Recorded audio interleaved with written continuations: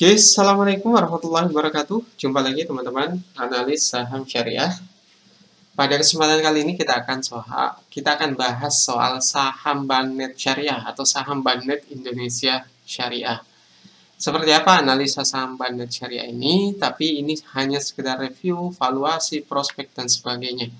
Sebelum itu, jangan lupa subscribe dan klik tombol loncengnya dan berkunjung ke blog analis.co.id. Nah, kita akan mulai lihat valuasinya dengan melihat prospektusnya, teman-teman. Jadi kalau sisi ini prospektus dari saham Banknet Syariah, kalau kita lihat total aset itu 730 miliar karena ini adalah pembulatan dalam jutaan rupiah ya. Total asetnya 730 miliar, sedangkan kalau kita lihat perbandingan antara ekuitas dan liabilitas, ekuitasnya masih jauh lebih banyak dibanding dengan liabilitasnya, masih positif soal utangnya teman-teman. Kita lihat pendapatannya. Pendapatan itu kita harus mengambil totalnya ya. Kita lihat laba bersih. Laba bersihnya itu 59 miliar. Tapi ada hal yang menarik teman-teman. Siapa sebenarnya saham Banknet Syariah ini? Dia sebelum diakuisisi oleh dua perusahaan besar dengan jumlah total saham 100% yang diakuisisi. Kita akan lihat seperti apa track recordnya seperti apa teman-teman. Nah, kita mulai dulu hitung-hitungannya ya. Jadi kalau kita lihat saham Banknet Syariah ini jumlah saham menurut IDX ya. IDX itu 13 miliar. Di situs lain ada yang menyebut 5 miliar. Tapi kita coba lihat di bagian laporan keuangannya ya. Tapi kalau laporan keuangan ini belum bisa kita jadikan dasar teman-teman karena sudah ada perubahan. Kalau total modal ditempatkan dan disetor penuh itu 8 miliar lebih. Jadi nilai penuh saham pada tanggal 31 Juli 2020 dan 945 juta saham pada tanggal 31 Desember 2019, 2018 dan 2017. Nah, kalau kita gunakan ini bisa jadi belum masuk untuk saham yang pada saat sekarang ini teman-teman. Jadi saya menggunakan data dari situs IDX ya. IDX itu kalau kita lihat profil saham Banknet Syariah, pencatatan saham itu 13 miliar jumlah totalnya. Saya sebenarnya pakai ini saja biar ada gambaran yang lebih jelas teman-teman. Nah, kalau kita lihat dari harga saham saat ini ya 725, book value-nya itu 50 rupiah teman-teman. 50 rupiah per lembar.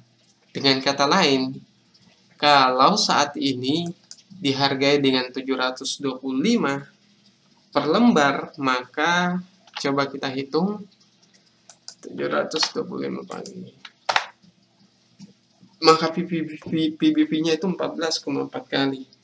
Dengan return on equity itu laba bersihnya sekian miliar. Itu kita coba bagi ya. Laba bersih dibagi ekuitas.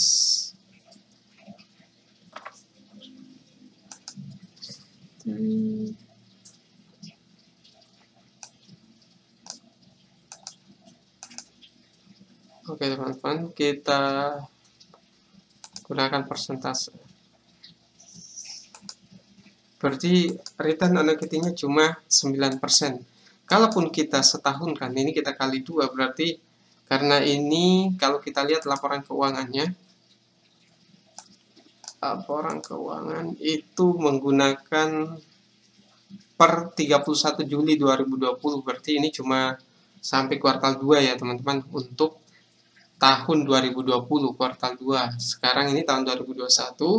Kalau dia menggunakan ini 31 Juli berarti itu cuma sampai kuartal 2, teman-teman.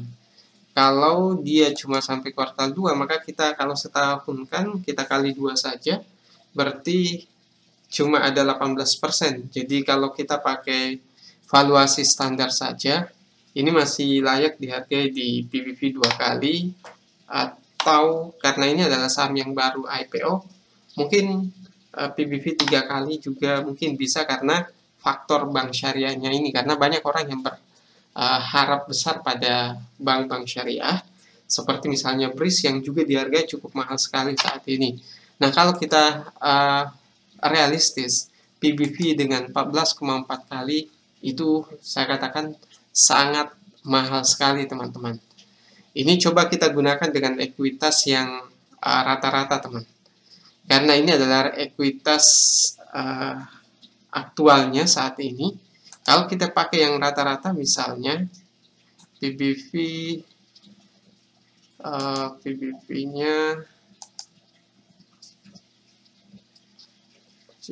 C8 ini. Oke, kita pakai ini ya, ekuitas dibagi jumlah saham, maka book value-nya adalah Rp75 per saham. Terus kita cari book value-nya, berarti harga saham kita bagi dengan book value perkiraan kita kalau kita setahunkan. Maka book value-nya adalah 10 kali. Tetap mahal. Dengan harga Rp725 per lembar, maka di level ini saya katakan saham Bank Net Syariah mahal. Tapi karena ini saham yang IPO, di mana banyak fakta, saham yang baru listing di Bursa Efek seringkali tidak pernah dihargai dengan PBV sekali atau 2 kali. 1 kali atau 2 kali, tapi biasanya 4, 5, tapi ini kalau menurut saya kelewat mahal. Dan buat teman-teman yang baru masuk, mungkin masuk di saat ini mungkin resikonya cukup besar, karena cenderung saham yang baru listing, saham baru IPO, itu dalam beberapa minggu ke depan itu akan kembali ke valuasi sebenarnya, teman-teman. Jadi harus hati-hati, teman-teman bisa rugi berkali-kali lipat kalau sampai masuk di saham ini. Jadi pastikan kalaupun misalnya belum masuk, maka saya sarankan untuk cari saham lain saja. Dan kalau sudah terlanjur masuk dan sudah untung, segera pertimbangkan untuk keluar dari saham ini. Kalau kita lihat price to earning ratio-nya, coba kita lihat untuk laba bersih ya. Laba bersih saat ini kita kali 2 saja ya, karena ini kuartal 2, kita setahunkan.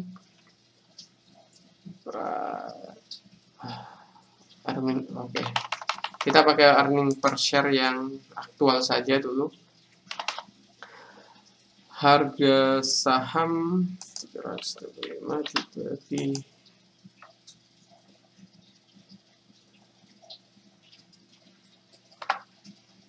berarti PR-nya 158 kali, teman-teman. Jadi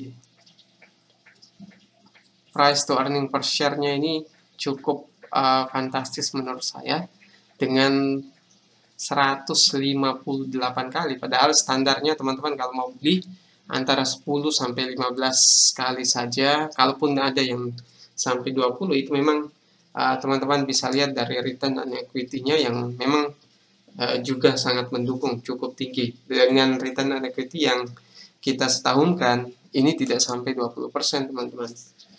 Jadi perlu pertimbangan yang matang untuk masuk di saham ini. Jadi saham Bank Net Syariah ini saya katakan dengan PBV yang mungkin dengan ekuitas rata-rata di 1 tahun terakhir, karena ini kita pakai ekuitas rata-rata ya, jadi sekitar 10 kali, dan itu masih cukup mahal. Kalau saya sangat tidak tertarik, sekalipun itu bank syariah. Lebih baik cari saham-saham yang murah seperti misalnya Link, LINK, atau BUKK, atau yang paling aman saham Telkom, PT Telkom, TLKM, teman-teman. itu masih menarik untuk masuk di saham tersebut saat ini. Oke, kalau kita lihat PBV ya. Nah, earning per share coba kita hitung dengan earning per share yang kita setahunkan. Jadi kita kali 2 ya.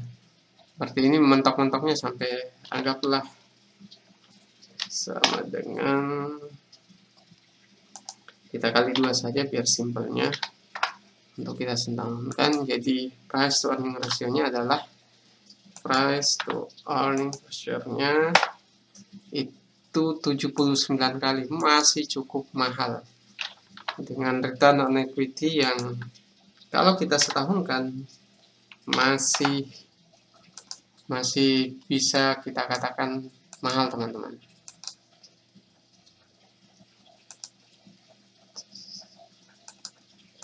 %18. Jadi teman-teman silahkan dipertimbangkan dengan versi yang disetahunkan saja dengan price to earning ratio 79 kali dan PBV yang sampai 10 kali, menurut saya ini cukup mahal. Dan ini teman-teman mungkin nanti akan mendapati data yang berbeda karena data yang jumlah saham yang teman-teman ambil itu tergantung mau pakai data yang mana, data yang di laporan keuangan atau di media-media. Saya katakan bahwa pasti akan beda hasil perhitungannya. Coba kalau kita jadikan ini misalnya 8 miliar saja, maka PBV-nya ini cuma 6 kali, teman-teman. Itu kalau kita rubah menjadi 6, jumlah sahamnya cuma 8 miliar. Oke, teman-teman, bagi saya memang masih kurang menarik sekalipun dengan perubahan angka jumlah saham ini, teman-teman. Oke, ini ada hal penting yang teman-teman harus ketahui soal siapa Bank Net Syariah ini yang sebenarnya. Jadi kalau kita lihat di profilnya di halaman 38, saya sudah menandai. Nah, teman-teman harus tahu kalau PT Bank Nusa Internasional awalnya di tahun 2000, kemudian berubah nama menjadi PT Bank Maybank Indocor. Jadi teman-teman pernah dengar kasus Maybank kehilangan dana nasabah sekitar hampir 20 miliar lebih atau kurang dari 20 miliar, saya kurang tahu jumlahnya.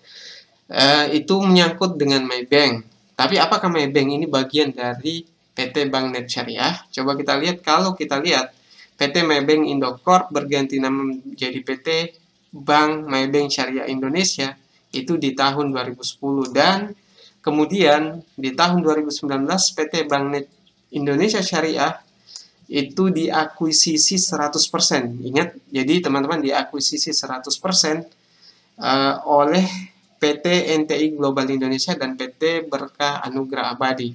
Dengan kata lain, Maybank ini bukan lagi bagian dari PT Bank Net Indonesia Syariah. Sekalipun teman-teman mungkin kalau mengingat fakta di lapangan soal kehilangan dana nasabah dan sebagainya, saat ini Maybank bukan lagi. Jadi kalau kita katakan ini anak usaha dari Malayan Banking Berhad, itu sama sekali tidak. Dan bahkan pada saat masih menggunakan PT Bank Maybank Indonesia Syariah itu sebenarnya sudah, kalau tidak salah itu sudah bukan anak perusahaan Malayan Banking Berhad, teman-teman. Jadi ini adalah kepemilikan baru, tapi soal manajemen itu perlu analisis yang lebih dalam lagi. Apakah saham PT Bank Net Syariah akan berkembang seperti yang diharapkan oleh investor baru ini, atau dia akan tetap sama dengan kinerja seperti sebelumnya pada saat masih berada di bawah Maybank, teman-teman. Nah, itu tidak bisa kita jawab karena track record-nya belum ada. Ini adalah perubahan kepemilikan yang baru, tentunya perlu kerja keras dulu untuk bisa berkembang lebih baik lagi. Kalau saya pribadi, saya belum tertarik untuk masuk di saham ini. Jadi buat teman-teman silahkan dipertimbangkan dengan harga saham 725 saat ini, sedangkan pada saat pertama kali dilepas itu di harga 139, itu sudah naik berkali-kali lipat. Di mana umumnya resiko saham yang baru listing atau IPO itu setelah beberapa bulan kemudian itu akan berbalik arah, biasanya akan kembali sama dengan harga IPO-nya, dan bahkan banyak yang turun di bawah harga IPO-nya kalau kinerjanya kemudian di kuartal selanjutnya ternyata turun, teman-teman. Oke, mungkin itu yang bisa saya sampaikan soal saham PT Bank Net Indonesia Syariah atau saham Bank Net, teman-teman.